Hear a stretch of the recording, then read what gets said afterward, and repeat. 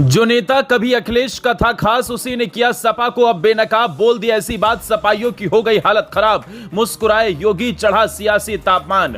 योगी के खास ने अखिलेश को लपेटने में नहीं छोड़ी कोई कसर, कट गई चुनाव से पहले सियासी गदर। एक बयान से छाया ऐसा सन्नाटा, चाचा शिवपाल भी देखकर दंग। खेलों के बहाने अखिलेश की राजनीति पर सर्जिकल स्ट्राइक, दिखने लगी 27 चुनाव से पहले तगड़ी फाइट।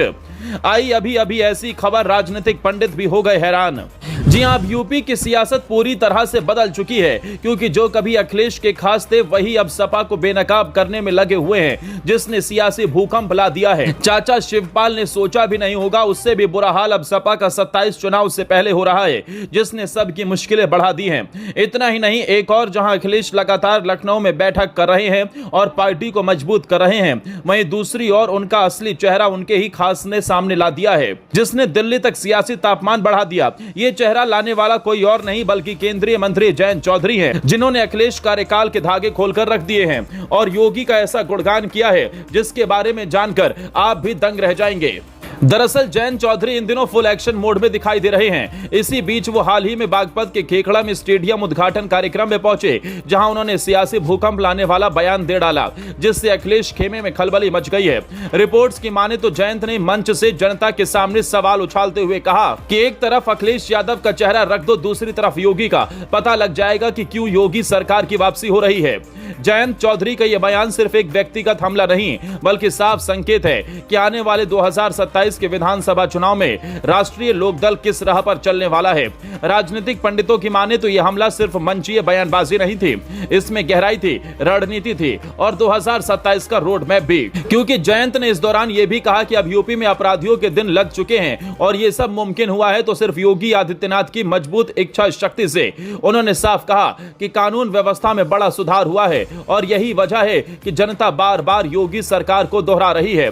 बता दें, ये वही जयंत चौधरी हैं जो 2022 के विधानसभा चुनाव में अखिलेश यादव के साथ मंच साझा कर रहे थे।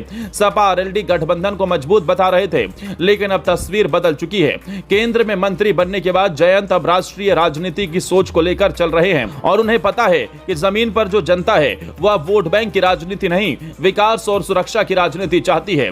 जयंत चौधरी के हालिया बयान ने यह साफ कर दिया कि वो अब अखिलेश यादव की अभिजातीय और परंपरागत मुस्लिम पिछड़ा वोट बैंक की राजनीति से अलग हटकर अब नई सोच की राजनीति करना चाहते हैं। एक ऐसी राजनीति जिसमें अपराध के लिए जीरो टॉलरेंस हो, विकास के लिए योजनाएं हो और युवाओं को अवसर मिले। जयंत को शायद यह भी लग रहा है कि अखिलेश यादव की राजनीति अब थक चुकी है।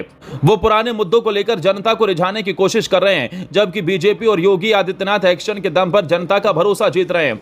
ऐसे में जयंत चौधरी को यह समझ आ गया है कि अगर उन्हें भविष्य में बड़ा बनना है तो उन्हें सही सियासी खेमे में रहना होगा और फिलहाल योगी आदित्यनाथ वही चेहरा है जो यूपी की जनता में भरोसे का पर्याय बन चुके हैं। राजनीतिक गलियारों में अब यह सवाल तेजी से उठ रहा है कि क्या जयंत चौधरी 2027 में योगी के साथ दिखाई देंगे?